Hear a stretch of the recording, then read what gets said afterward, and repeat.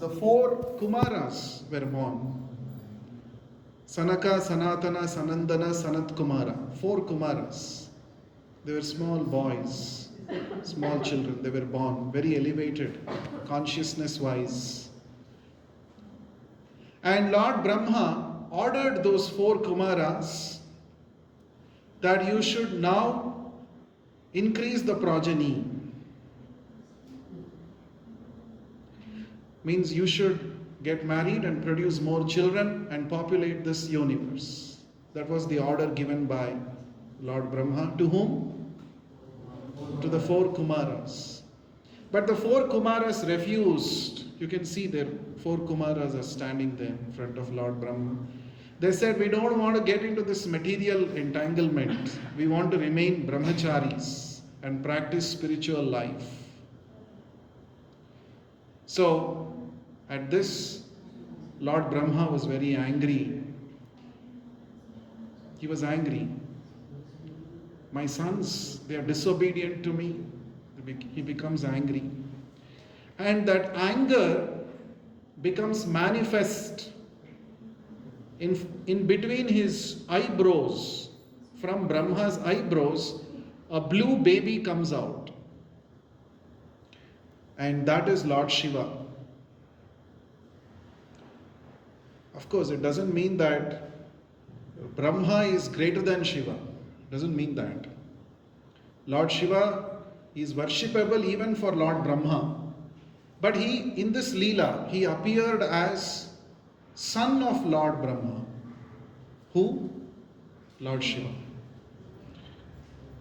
So that is how the description is given in the Srimad Bhagavatam about the appearance of Lord Shiva. There is no birth and death for Lord Shiva, but he appeared. That's why we use the word appear. Appear means it's not that newly he is being formed. He does not have a material body like ours. He has a spiritual body. Lord Shiva's body is spiritual. But he made his appearance from the body of Brahma. So, that is about the appearance of Lord Shiva, who is all auspicious. And then, Lord Shiva was designated a certain responsibility, a certain place, certain activities. So Lord Shiva was asked to take care of the lowly class of people. They are called Bhutas and Pretas. Lord Shiva is called Bhutanath. Why is he called Bhutanath? Natha means master.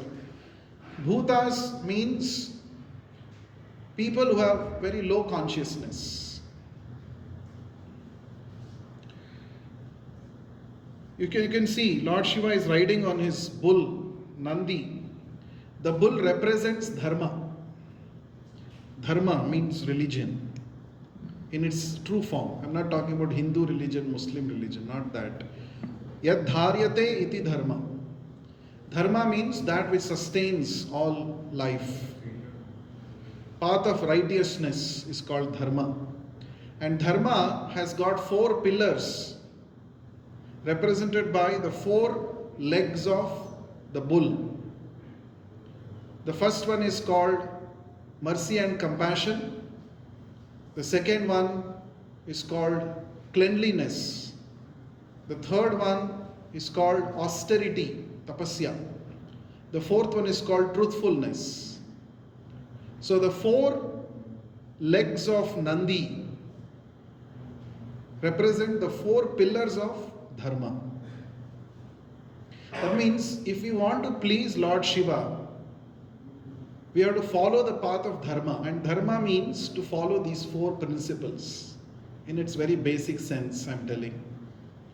Being merciful and compassionate to all living entities, being truthful, leading an austere life, simple living and high thinking, austerity. That is what Lord Shiva himself practices. And then, what is the fourth one? Yes? Truthfulness. That I spoke already. What is the other one? Cleanliness. Internal cleanliness and external cleanliness, both. External cleanliness is achieved by taking bath for the body. Internal cleanliness is to keep the mind and soul pure. So, Lord Shiva, it is said, he is always surrounded by these bhutas and pretas. Who are they? They are called his associates, the bhuta ganas. Lord Shiva is most merciful. He takes charge of purifying those souls who are least advanced in consciousness. In fact, the acharyas explain what is the reason for Lord Shiva's dress. He dresses himself in a very simple manner. Unlike other devatas who dress themselves with silken garments, golden ornaments, you don't see any of those things for Lord Shiva. Why? First and the foremost thing, as I said, simple living and high thinking is most important. So Lord Shiva leads a simple life. And there is a purpose why he dresses himself like that. He actually smears his body with ashes. And he also wears tiger skin as his dress. Why does he do that? And he uses snakes as his ornaments. Why does he do that? He does that because he wants to attract a certain kind of people. So he dresses like this and he goes to crematorium. There he wants to attract the sinful souls. Now, for this we have to understand one concept of ghosts. Sometimes we think, oh, ghost and all is simply some belief. It's not true. No, ghosts do exist. Okay. Now, what is a ghost? Now, a ghost is a soul which is so sinful that it has failed to acquire a gross body. Now, in our mind-body system, if you see, there is the soul. The soul is covered with two kinds of bodies. The subtle body and the gross body. Okay, the gross body is that which we can touch and feel, which we are seeing, which we are touching. This is gross body. It is made up of panchabhutas, earth, water, fire, air and ether. And within the gross body, there is a subtle body. Subtle body means sukshma sharira, in which all your desires are stored. In other words, that is the software. This is the hardware. Gross body is the hardware. Within that is the software. That is consisting of three things: manas, buddhi, ahankara. Mind, intelligence and false ego. So, and within that is the soul. Now all the desires of the soul are stored where? In the subtle body, sukshma sharira. According to the desires and inclinations of the subtle body, material nature, prakriti, will arrange a particular gross body for each soul. So when a person dies, what happens? He gives up his gross body, but he remains with the subtle body. Subtle body is still there. Now if a person is very sinful, what happens is he has a lot of desires to fulfill. That is, in the subtle body, so many desires are stored, but because he is so sinful, he doesn't get a gross body. One such sin that is mentioned in the scriptures by which a person becomes a pretatma. Pretatma means what? Soul with the subtle body, no gross body. Okay. You need gross body to satisfy your desires. And you need subtle body to remember your desires. Okay. Now, one example of such a sinful action is when somebody commits suicide.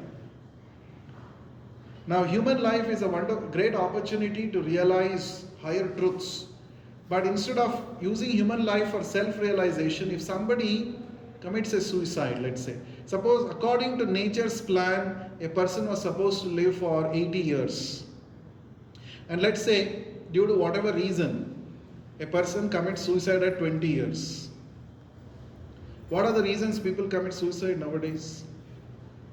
Break up. So girlfriend refused, did not accept my proposal. Oh, what is the use of living? I'll commit suicide. Oh, I didn't get a good marks. I'll commit suicide. Oh, repeatedly I could not clear interviews. Oh, I'll commit suicide. So people are thinking that for everything one stop solution is to end life. That is actually a sinful activity. Because the master is the Lord. You are not the master of your life. So in ignorance, if somebody commits this kind of a sinful activity, thinking that I will get chutkara from all miseries, but a bigger misery is waiting for him. What is that? He becomes a pretatma. For the next 60 years, he was supposed to live for 80 years, but 20 years he committed suicide. Balance 60 years he has to live, but without a gross body. Just like when somebody meets with an accident, his hand or leg gets cut. The rest of his life he will live without hand or leg. In the same way, when somebody commits suicide, before the designated period of time for which he is supposed to live, the balance time, there is no gross body, he will live with the subtle body.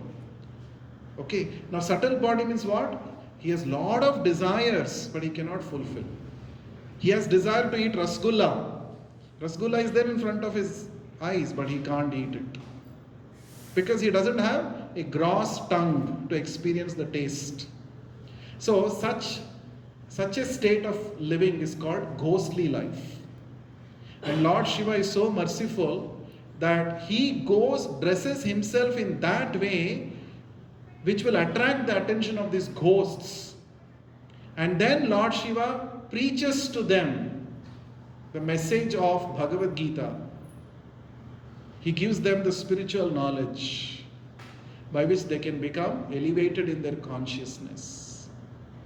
That is why Lord Shiva dresses himself in that way. Suppose if you are going to some big businessman conclave, business conclave, how will you dress yourself?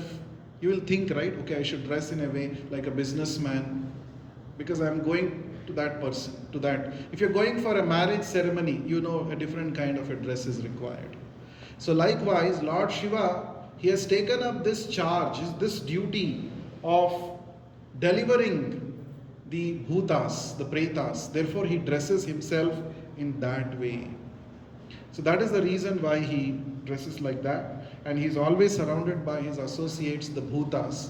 And he gives them spiritual instructions to elevate them. That is the service that he does. Now, there is an interesting episode narrated in the Srimad Bhagavatam concerning Daksha Yajna. Have you heard of this? Yes. How many of you heard? Okay. So, very quickly I will tell. So, Daksha was a Prajapati. He was appointed by Brahma to increase the progeny of the world. His daughter, one of his daughters is Sati. And Sati gets attracted to the qualities of Lord Shiva, much to the surprise of her father. Her father is dead against. He was thinking, why you ought to get married to this person of, he doesn't have any bank balance, he doesn't have any house, no property. It's a very big risk you're taking. What is the use? What happiness will he give you? That was father's objection, Daksha's objection. But Mother Sati was determined. So she said, no, I have already surrendered myself to Lord Shiva. So against his desire, Mother Sati, somehow, Lord Brahma intervenes and everybody intervenes and the marriage happens. But Daksha was always envious of Lord Shiva. Envy, he was very envious. It so happened that there was one big assembly to which all the great administrators of the universe were all invited. And Lord Shiva, Lord Brahma, Lord Vishnu, everybody was there, all the devatas, everybody. And at that time, Daksha also comes to that assembly. And when Daksha comes, all the devatas stand up to show respect. But Lord Shiva does not stand up.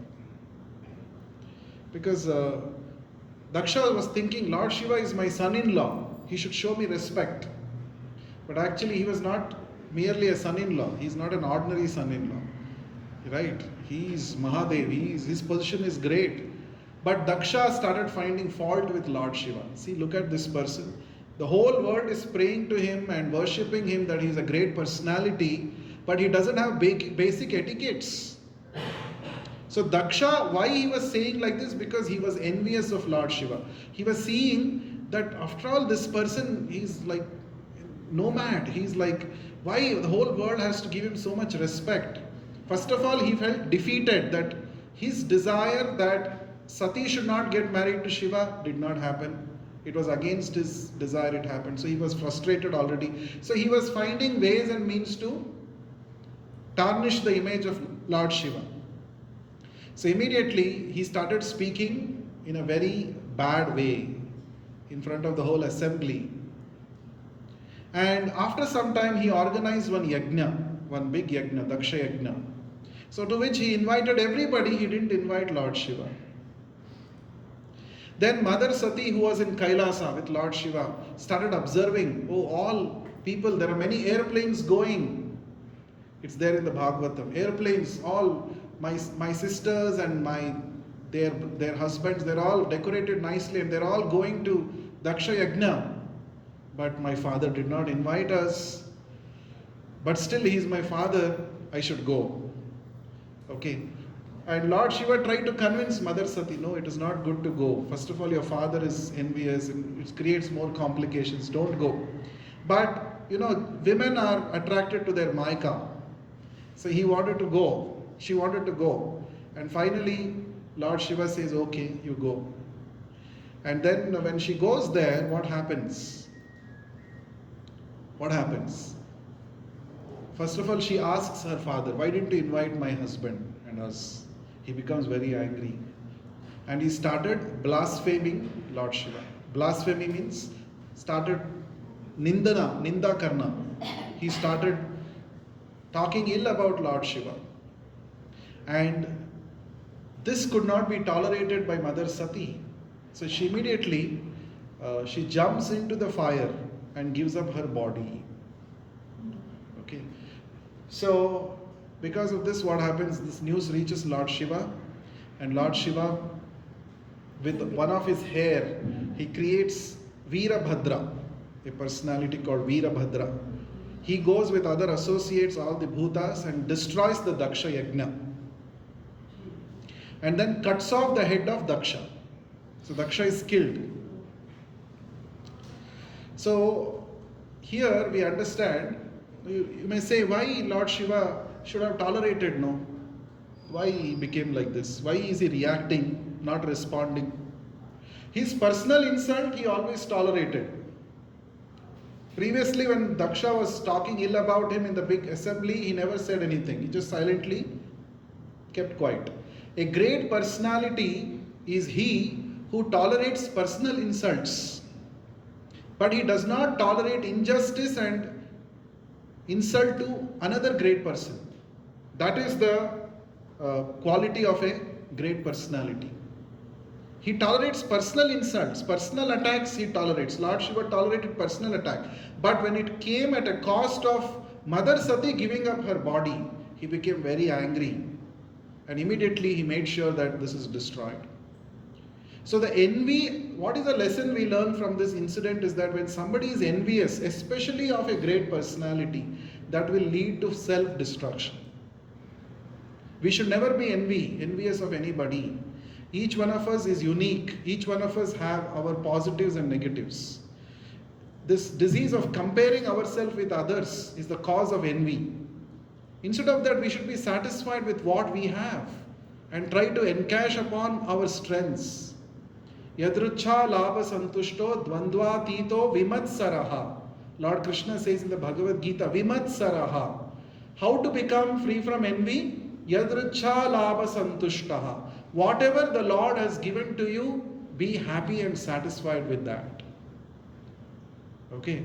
So there is a saying in local language, it says, There was a cuckoo bird which could sing very nicely. It was black in color. And there was a crow also. It is also black in color, but it cannot sing. This crow started seeing that cuckoo bird and became envious. Arey, he's also bird, I am also bird. He's also black, I am also black. But people praise when it sings, but people throw stone at me when I sing. No, crow is crow, cuckoo is cuckoo. You should not try to imitate. When you try to imitate and become envious, that is the root cause of one's destruction. So being satisfied with what one has.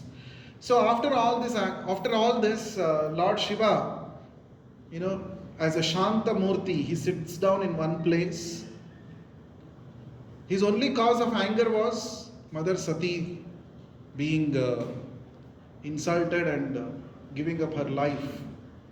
So Lord Brahma and all other devatas come to please Lord Shiva.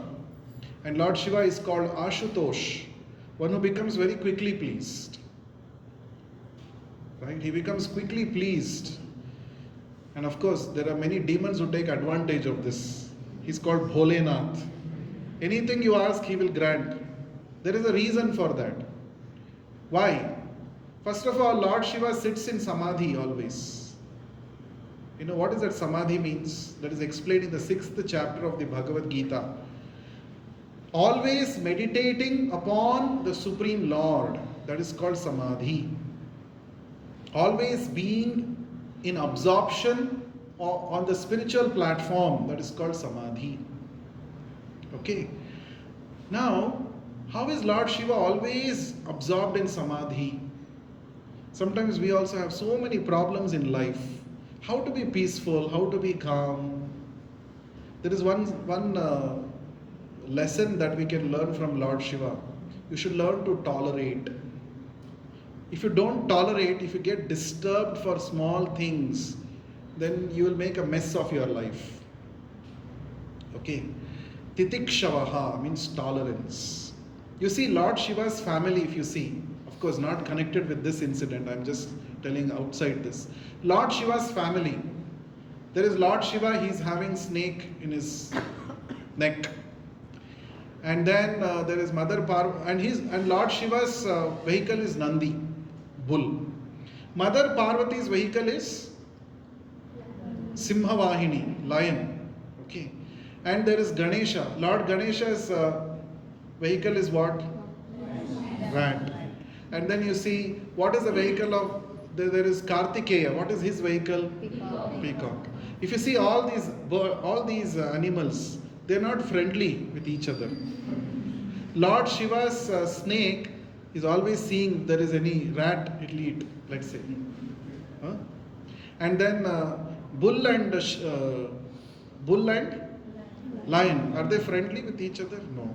See, there is duality there. Okay. Oppositions. And then Kartikeya's peacock also is in, with snake it is enemy. You see, there is so much, if you see one family, Lord Shiva's family, there is so much opposing elements, but still Lord Shiva is very calm. How this is possible? Now, in our life also so many problems. No? Oh, this person doesn't like him, this person I have to manage everybody. How? If you simply, what we do is we try to patch up, we try to do some stopgap solutions. Try to have peace negotiations. But Lord Shiva is teaching us, all this is useless. Because a snake will never leave its attitude and become friends with mouse. Or peacock will not become friends with snake. Bull will not become friends with lion. The only solution is you take away your attention from the externals and focus on the internals. Focus within. That is what Lord Shiva is doing always. He always sits in Samadhi. He's not bothered what is happening there. I'm not saying it is carelessness. It is called detachment. Detachment means, I know certain things are like that. Why to break my head and make your life complex? Right? Coming to terms with reality. This is how life is. Sometimes people can't digest this. How can it be like this? See, my neighbor is so happy. I don't have. How can it be like this? It's so injustice. No. All of us have got things according to our prarabdha. And we should learn how to accept things as they are. Self-acceptance and acceptance of reality in our life. That brings in a lot of peace. Otherwise, if you keep saying, every problem I will solve, you know what happens? You get into a complex network of problems and solutions. Because no solution adapted on the material plane is perfect. Each solution will produce new problems. And then you'll have to deal with those problems. There's no end to it. So Lord Shiva is saying, better you forget about all this. Focus on the internal development. Because that is something which you can do. Anybody can do, immaterial of your external circumstances. That is why he is called Adi Yogi. He always sits in one place, meditates. So Lord Krishna says about this in the 6th chapter of the Bhagavad Gita towards the end, Yoginam api sarvesham madgatena antaratmana shraddhavan bhajate yomam same yukta tamo mataha. Lord Krishna says, the greatest yogi is he who knows the art of withdrawing his senses from externals and focusing on the internal. He is the greatest yogi. And that is why Lord Shiva is greatest yogi. So he is sitting there and very calmly, peacefully, and he is discussing some spiritual topics with Narad Muni and all others. Even though such a big disaster has happened. He has sent Veerabhadra to punish. But then afterwards he is not thinking about that only. Oh, like that. He is sitting and discussing some spiritual topics there. Look at that. And that time Lord Brahma comes. And when Lord Brahma comes, you see another interesting thing. Lord Brahma comes to offer prayers to Lord Shiva. But Lord Shiva gets up from his seat and he gives a seat to Lord Brahma. Please sit down. He respects. So a great personality is he who does not seek respect from others, but he is ready to give respect to everybody. Trunadapi sunichena taroriva sahishnunya amanina manadena. Chaitanya Mahaprabhu also said this. A person who is more humble than a blade of grass, more tolerant than a tree, and who is ready to give respect to others without any expectation of respect from others, such a person can, in a peaceful state of mind, always remember the Lord. The more you try to become disturbed with your externals, you're not going to achieve anything in the process. You cannot even think of a proper solution if you're getting disturbed. So remain calm and peaceful. For that, meditate. That is what Lord Shiva does always. So finally Lord Shiva goes and forgives Daksha. Lord Brahma comes and recommends, see, if Daksha is not there, administration will get hampered. Please do something. Okay, so Lord Shiva goes. The head which was chopped off cannot be brought back, but he gives a goat's head so that he remembers his mistake, that I was envious of Lord Shiva and that caused a big thing for me. Okay, and then Daksha also realizes his mistake. This was probably the first surgery that was performed in the, so you see a surgery, somebody's head, another species of head was given to Daksha. So Lord Shiva is forgiving, he forgives. Right? Okay. There's one more interesting incident that is described in the 4th canto of Srimad Bhagavatam. There is a description of something called Rudra Gita in the 4th canto. So once what happened, there were a group of devotees called Prachetas. They were all devotees of Lord Krishna. And they were all performing severe tapasya for a long period of time. On the order of their father, they had come to a holy place. They are called Prachetas. They were all devotees of Lord Vishnu. They were all performing tapasya, constantly chanting the names of Lord Vishnu. And when this was happening, Lord Shiva, along with his ganas, along with his associates, they were all going somewhere. But as soon as Krishna's names Lord Shiva heard, his attention went there. Oh, who are these people who are chanting the names of the Supreme Lord? Immediately, he changed his plan and he wanted to meet these people. So that time he speaks this interesting. Yah parama ramsah sakshat triguna jiva sangnitat bhagavantam vasudevam prapannam sa priyohime. He says, any person who is surrendered to the Supreme Personality of Godhead, Krishna or Vasudeva, the controller of everything, material nature as well as the living entity, is actually very dear to me. So Lord Shiva is saying, who is very dear to him? He's saying anybody who has surrendered to Krishna is very dear to me. And that's why I have got attracted here and I have come to meet you. And then there is a conversation between Lord Shiva and the Prachetas. And Lord Shiva gives an elaborate instruction on how to meditate on Lord Krishna. That is a whole Rudra Gita, it is called. He says, Lord Shiva, what he does, same thing he instructs to the Prachetas. So he instructs the Prachetas about the way of meditating on the Supreme Lord. So he gives elaborate description. Generally people think yoga means to close your eyes and meditate on some light or some voidness. That is what generally people think. But from the instructions of Lord Shiva, we understand neither does Lord Shiva practice such a kind of meditation, nor does he recommend anybody to perform such a kind of meditation. It is not possible to meditate on nothing. It is not possible to meditate on some void. That is not a bona fide method of meditation. So meditation means there must be some positive object, attractive object on which you focus your attention. Because only when we get attracted to something higher can we give up lower taste. Habits cannot be deleted. Habits can be replaced. With a higher habit, higher taste habit can replace lower taste habit. So in that Rudra Gita, Lord Shiva goes on describing the beautiful form of Lord Vishnu or Krishna, and then says how to meditate on that beautiful form. So that is very interesting. So he says, this is what I do. When I saw you people are also having the same goal, so I wanted to share this knowledge with you. So Lord Shiva comes and shares this information. That's called Rudra Gita. Now another interesting thing, this we must have definitely heard this incident. Lord Shiva is called Neelakantha. Neelakantha Mahadev. So Neelakantha means what? His throat is what color?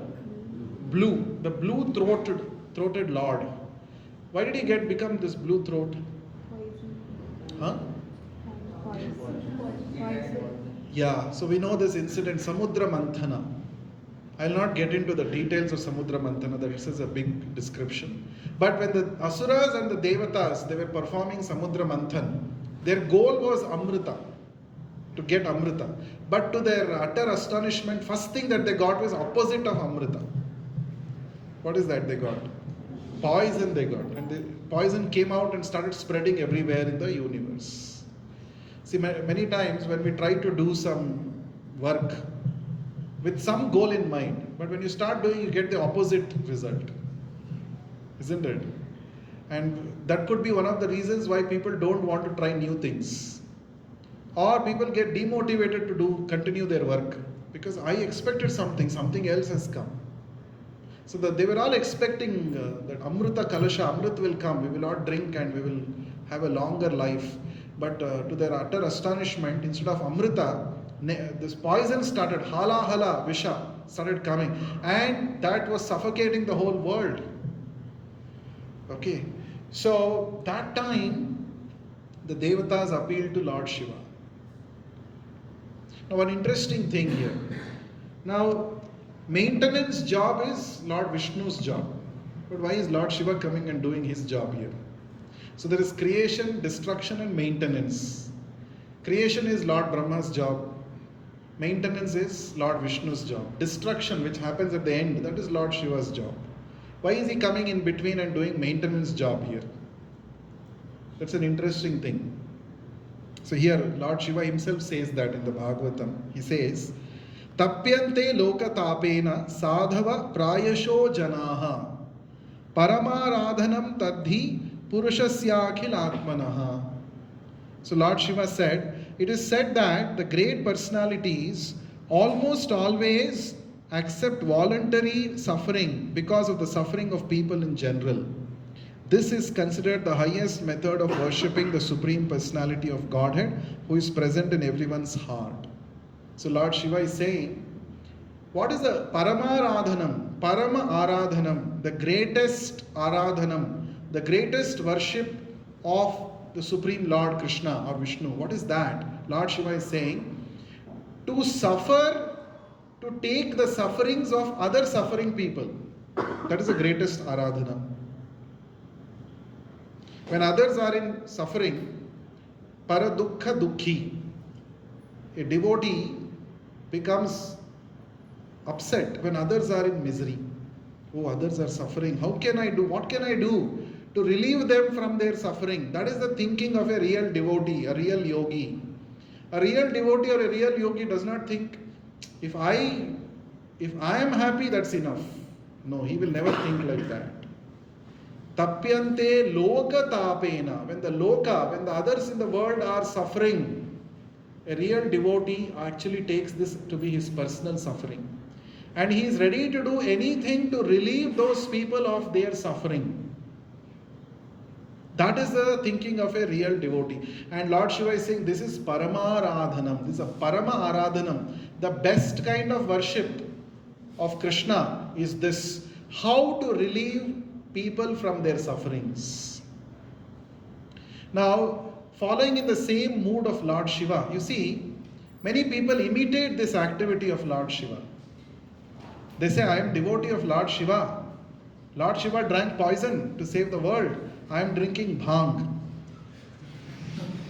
So I am follower of Lord Shiva. This is nonsense. Why don't you also drink poison then? Why bhang? Isn't it? If you are saying, I want to do whatever Lord Shiva does. Lord Shiva is a great personality. He is powerful. He can withstand the influence of poison like this. Can you also do? So there are two words, Anukarana and Anusarana. Anukarana means imitation. Oh, Lord Shiva did, I will also drink. He drank poison, but my level I will drink bhang. No. Lord Shiva never said you should drink bhang. Okay. But there is one more thing that we can do. What is that? Anusarana. Anusarana means to follow in the footsteps. Understand the mood of Lord Shiva, and in that way you can lead your life. That is what is important. So here Lord Shiva is revealing his mind. Why is he doing this? Because people are suffering. To relieve them of their suffering, if I can do something, that's the biggest, greatest worship.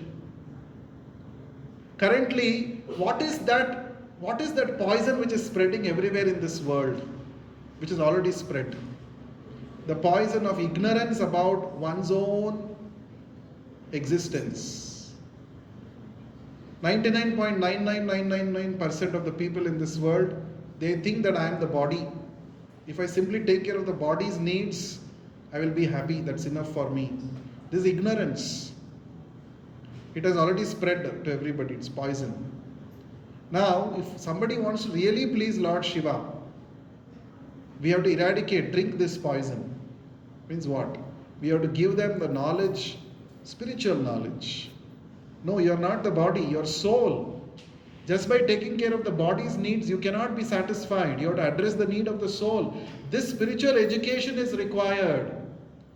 If you can even educate one person in your life, give spiritual education to even one person, then Lord Shiva will be most pleased with you. That is Paramaradhanam, that is the highest worship. Not by drinking bhang. Lord Shiva will not be pleased with you.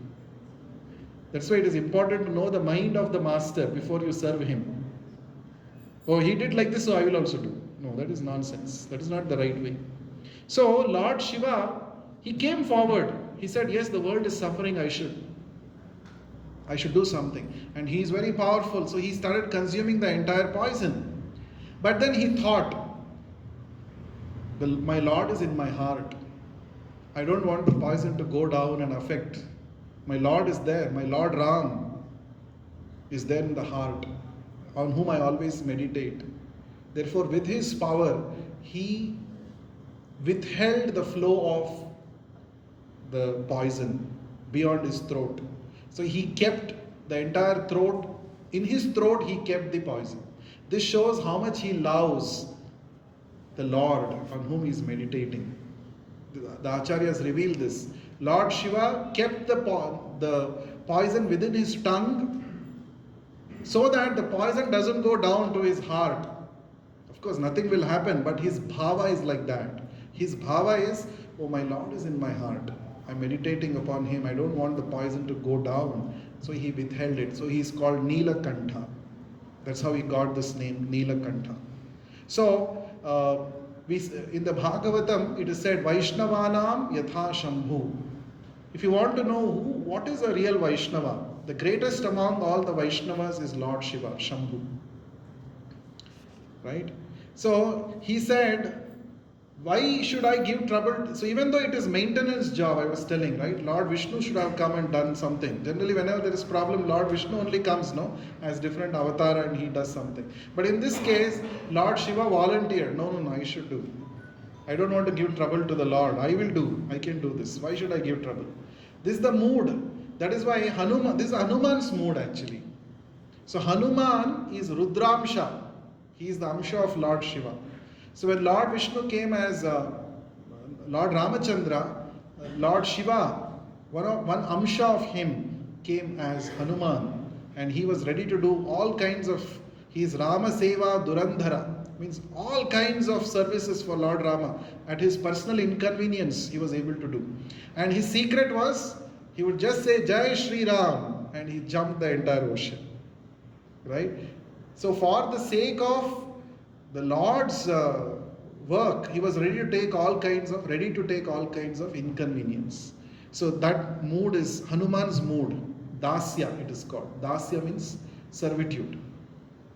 Why should I bother my Lord when I am there? I can manage it. That is the mood in which Lord Shiva came and drank the poison. Of course, there are many more incidents like this described in the Bhagavatam. So I am skipping some of them for want of time. Okay, here is one more interesting incident. Yeah, this is called Gangavatarana, the descent of Ganga. Lord Shiva's one name is Gangadhar because he holds the Ganga river on his head. So what is this Ganga? There's a big story behind this. Initially, Ganga river was only in the Swarga, only in the upper planets. Ganga river was not on the earthly planet. So there was a king called Maharaj Sagara. And he had 60,000 sons. Okay, don't ask me how, why and all. Okay. 60,000 sons. So all these 60,000 sons, for whatever reason, they were actually burned to ashes because of the anger of one Kapila. Okay, Kapila, sage Kapila. And then his sons were thinking now what to do. All these people have died an untimely death. So they will all be in ghostly body. Something has to be done to liberate them. They were all thinking what to do like that. So then somebody suggested that if, actually Lord Kapila only suggested, sage Kapila suggested, if the Ganga water which is there in the upper planets, if it can be brought here and their ashes can be immersed in Ganga, then they will get liberated. That is why even today among the Hindus the practice is the Asti Visarjan happens in a holy river, preferably Ganga or Triveni Sangam, like that, because that will purify the person and make way for liberation from the cycle of birth and death. Why this water of Ganga has so much potency, so much power?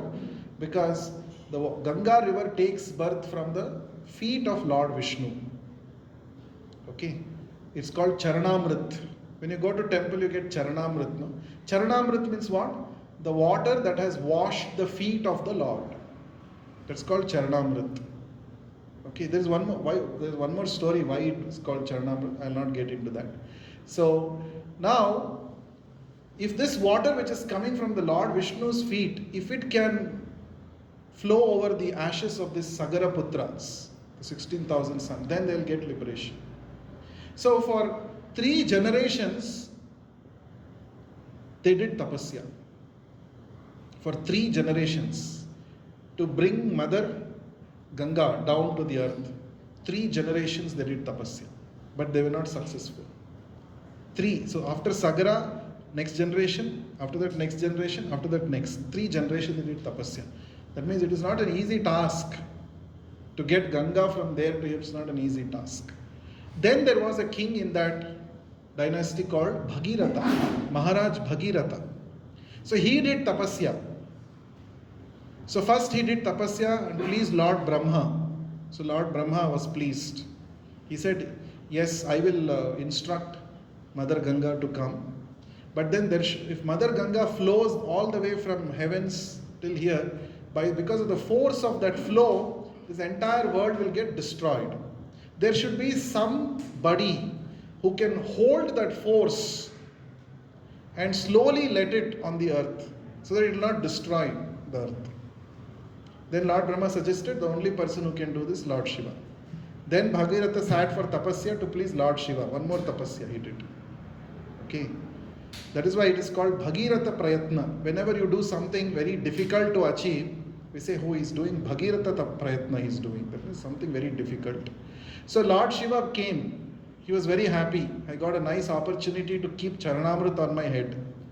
So he is always in that mode. You see, Lord Shiva's mode is different. Even today when we go to temple and take Charanamrit, we take a sip and remaining we keep it on the head. Shirasa Dharayami. There is a mantra also for that. Why? Because we are following what Lord Shiva is doing. Done. We keep the remnants of Charanamrit on the head. So Lord Shiva said, okay, I shall do that. And that's how you can see here Mother Ganga coming with a very heavy, high flow. And then in his jata, Lord Shiva held the entire Ganga. And that's why he got the name Gangadhara. And then the Ganga river was a smooth flow was let on the earth. And then the water, it purified the ashes of those 60,000 sons of Sagara. So that's how this Gangavatarana Leela happened. The last one thing I will tell and close. This is about one person. Generally demons worship Lord Shiva. You must have observed, no? Why? Because Lord Shiva is Bholenath and Lord Shiva is Ashutosh. Quickly he gets pleased. So the demons want quick results. Quick results. So they go to Lord Shiva generally. We know Ravana worshipped Lord Shiva. And so here there was one demon called Vrukasura. There is another person called Bhasmasura also. Both their stories are very similar. So this Vrukasura, he wanted to become very powerful. So generally in this world, power means you want to use your power to show to others that you are so great. That means you should have some advantage which others don't have. Then people will surrender to you. That is a people's thinking, right? If I can overpower others, then I will become Maharaj here. I will become Shahanshah. This kind of thinking. So this Vrukasura thought like that, and he started doing one yajna. He heard from people that Lord Shiva is the best option. He will become quickly pleased and he will give you whatever you want. Now why does Lord Shiva do this? Whenever any demon does tapasya, Lord Shiva immediately comes and he asks, what do you want? And he says Tatastu and he goes away. Why does he do that? Because he considers all this tapasya to be disturbance in his meditation. Okay, he is meditating, he is very happy meditating on Lord Ram, chanting the Lord's name, meditating. But when somebody is doing tapasya, oh, what is this fellow has come in between? Chalo, quickly I will tell him, Tatastu, come back and resume tapasya. That is his thinking. So this person, Vrukasura, did tapasya. And you know what kind of tapasya he did? Tamasic tapasya. tamasic. He had a fire yagna in front of him, fire, and he started cutting parts of his body and started offering into the yagna. This is a tamasic tapasya. Torturing one's body. That is described in Bhagavad Gita. Torturing one's body, thinking that by torturing I will make some spiritual advancement. Tamoguna people do this. So he was offering, and finally he saw so much flesh he has offered, but still Lord Shiva has not come. Then finally he was ready to cut off his head and offer into the fire. That time Lord Shiva said, wait, don't do that. What do you want? Kya chahiye? What do you want? So that Vrikasura said, I want one benediction from you, Vardhan from you. On whosever head I place my hand, their head should burst into 1,000 pieces. That is a Vardhan I want. Look at the Vardhan. What kind of? He is a terrorist, actually. So in the 16th chapter of the Bhagavad Gita, there is a chapter which describes about the qualities of asuras. Asuras always work in such a way that it will create terrors in others' heart, and they will always be working on destruction of others. That is a quality of asura. And from that they get a sadistic satisfaction. That is this person. So Lord Shiva said, okay, tathastu. He didn't think. That's why he's called Bholenath. He didn't think. Of course, in every such benediction that Lord Shiva gives, there is always a loophole. Loophole will be there. Because demons are foolish, they don't understand. Lord Shiva says tathastu and he goes away. Then after some time, no, he doesn't go away, sorry. So what happens? This Vrikasura uses his extra intelligence. So somebody comes and, so he thinks that, okay, if I actually kill this Lord Shiva, then I'll assume his position. See how this is not bhakti. You should not think, so what is bhakti? Bhakti means serving the Lord. As per his desire I will serve. This is not bhakti. We should not think just because they are worshipping Lord Shiva, they are devotees of Lord Shiva. They are not devotees.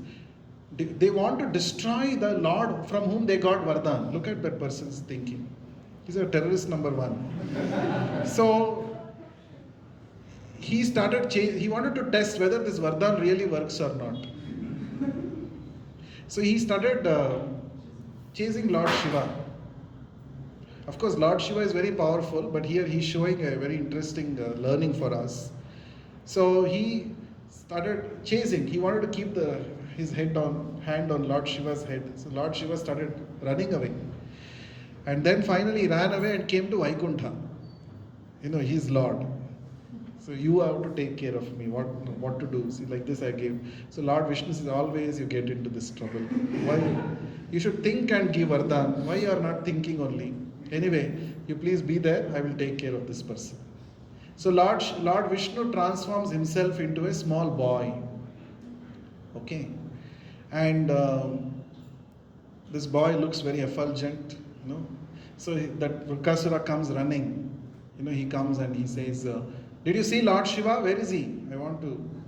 He says, what's the matter? What's the matter? Why have you come? I did tapasya. I got this Vardhan. I want to test. No, not test. I want to kill. He was convinced. I want to kill Lord Shiva. So this boy, the Brahmana boy who was actually Lord Vishnu, he said, you know what?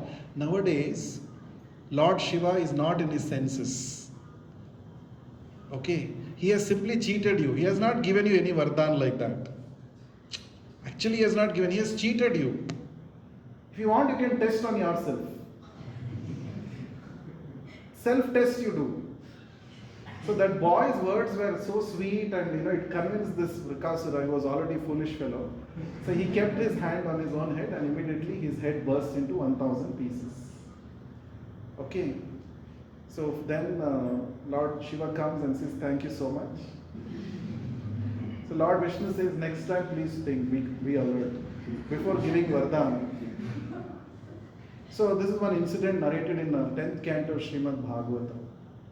So From all these different incidents, there were some more slides actually, anyway. So we will discuss some other day. From all these incidents, what do we understand? Turn this side now. Just finish. How many of you are getting late? Okay. How many of you are tired sitting? Nobody. Very nice. Thank you for tolerating. That is Lord Shiva's quality, tolerance. So from all these incidents, what do we understand? Please switch on the light. Switch on fans also, I think. So Lord Shiva is, what is his method of dealing with things around him? Huh? Yoga.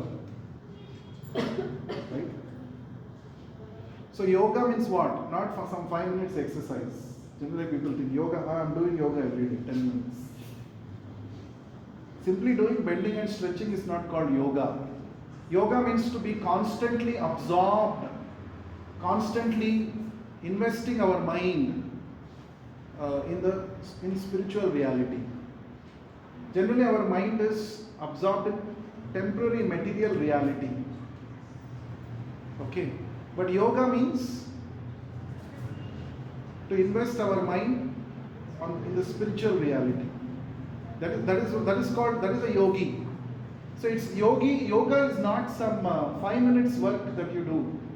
Yoga is 24/7. Always how to live on the spiritual platform. That is yogi. So yoga is a way of life. As Lord Krishna says in the Bhagavad Gita, Yoga karmasu kaushalam. Yoga is the art of doing work. Samatvam yoga muchyate. Being equanimous in all situations is called yoga. Whether somebody praises you, somebody talks ill about you, you're not going to react. You respond. That is called yoga. Whether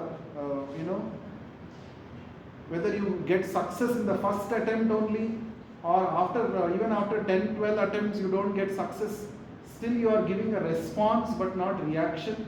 That is called yoga. So yoga is basically a way in strengthening our mind-body system. That is yoga. Understood? So Lord Shiva is called a yogi. He is called Yogeshwara actually. The greatest among all the yogis. Because he knows the art of withdrawing attention from externals and focusing on the internal.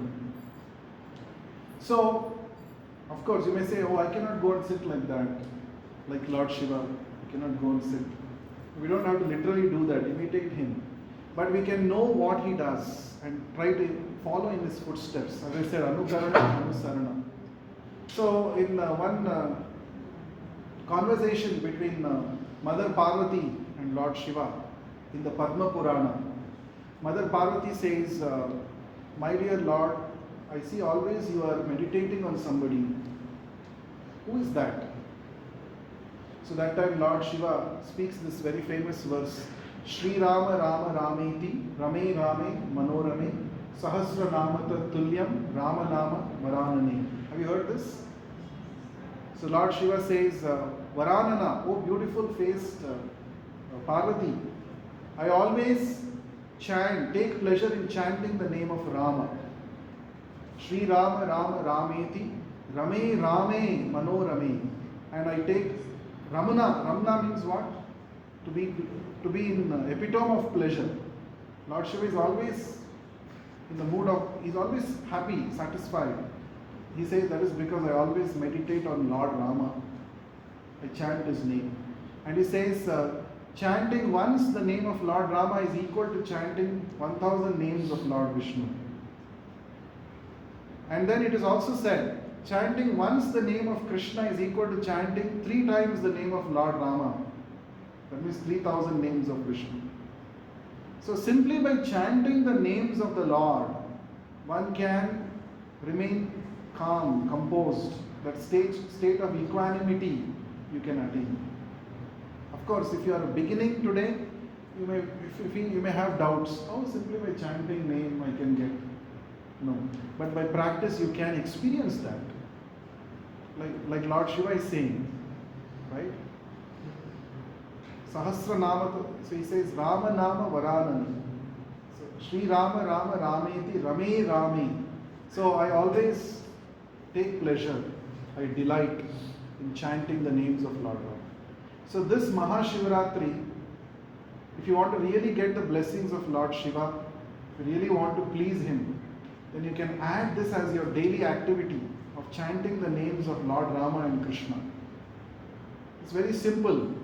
It hardly takes 8 minutes to 10 minutes. And you will get the blessings of Lord Shiva completely. Okay? So, somebody may say, why not chant the name of Shiva? Yes, you can chant the name of Shiva also. But what is Shiva himself doing? Shiva himself is chanting the name of Rama. There are many scriptural references like that, which he recommends you please chant the name of Rama, please chant the name of Krishna. Okay? And for this age of Kali Yuga, the mantra, this is called Hare Krishna Maha Mantra. Hare Krishna, Krishna Krishna, Hare Hare, Hare Rama, Rama Rama, Hare Hare. So it's very power-packed mantra. It has both Rama and Krishna's name. So you simply have to chant and hear these names, and that will invoke all auspiciousness into your life. So before we go ahead and practically do that and seek the pleasure of blessings of Lord Shiva, if you have any questions based on what we discussed, quickly we can have a Q&A and then start the chanting. Anyone has any questions, any doubts, or any points you want to make, comments?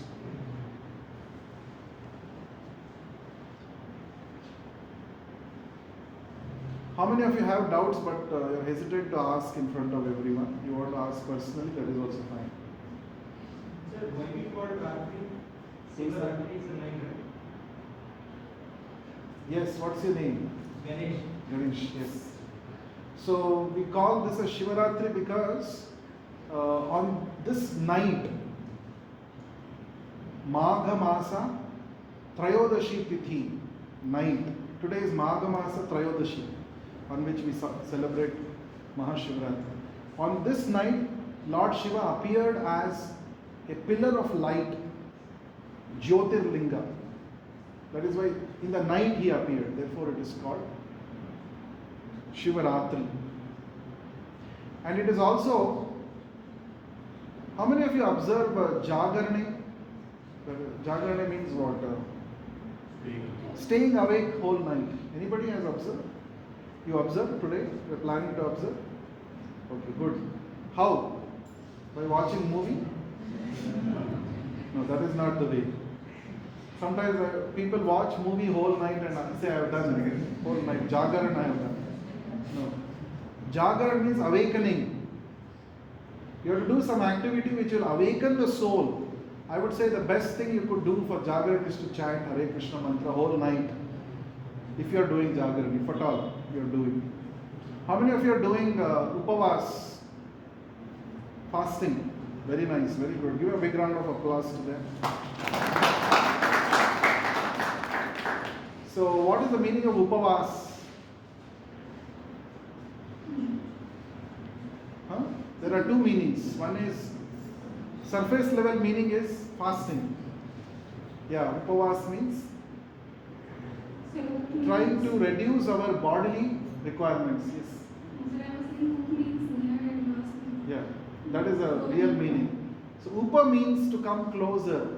Vasa means to stay. Upavas means to come closer to the Lord. Not physical proximity. So physically I will sit closer to Lord Shiva. No, that is what.